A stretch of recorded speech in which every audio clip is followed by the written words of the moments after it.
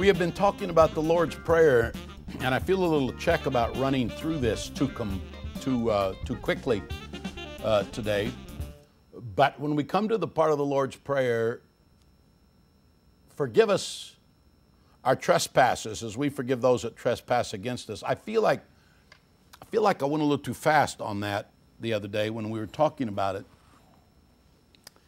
I do recall making mention that that's the only part of the Lord's Prayer that Jesus does commentary on after he closes out the Lord's Prayer, which indicates that that particular part needs more work in our lives, that it is critical for the rest of it to work, that one part, forgive us our trespasses as we forgive those that trespass against us.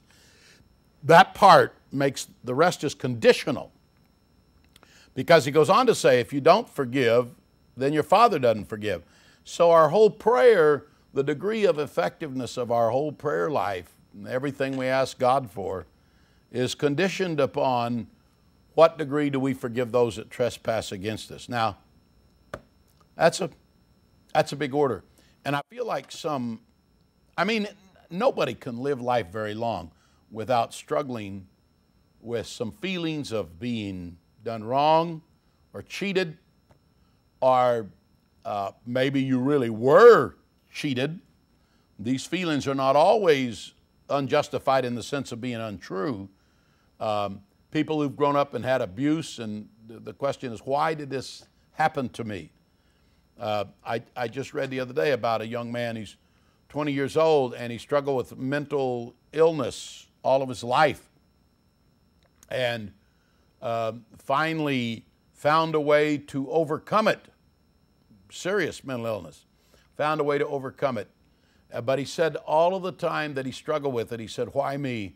Why does this happen to me? Why nobody else has to have these frustrations?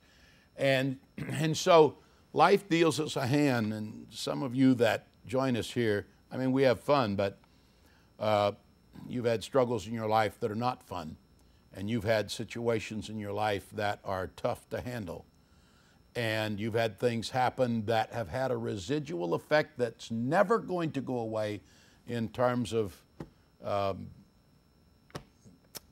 relationships and so forth. So how do we handle that? We handle that by forgiveness. How do we forgive? We have to go to God in prayer. It's like being sick and needing medicine, and the doctor says you have to take this 3 times a day. So we go take these goofy pills 3 times a day, and they work.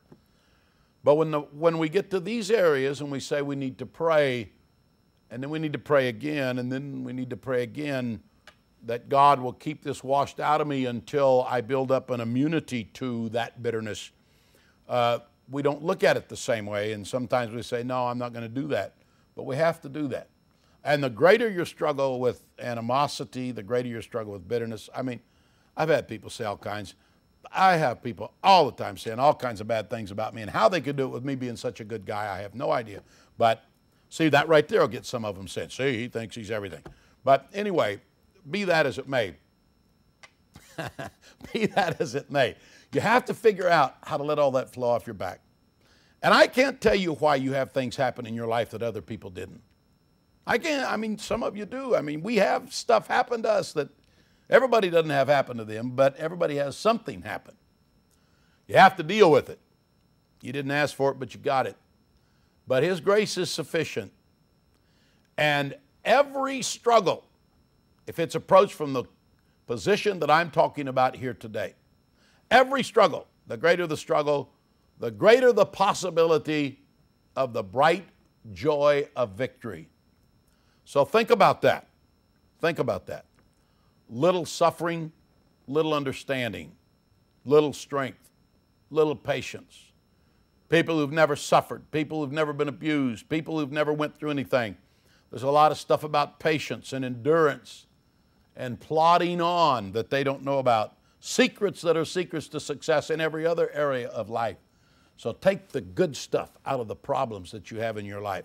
Take that good stuff out of it. Boil it down and distill it. Make it a part of your soul.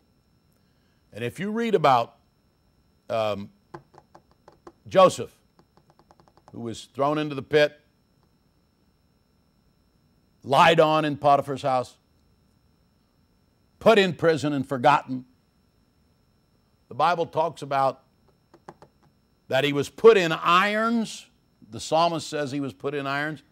And one translation says, and the iron entered into his soul. Think about that. Put into irons. But the iron that entered into his soul came from the iron that was put around his body. And so the struggles you endure becomes the fiber out of which powerful greatness can be developed. That's not exaggeration. That's not hyperbole. That, my friend, is reality.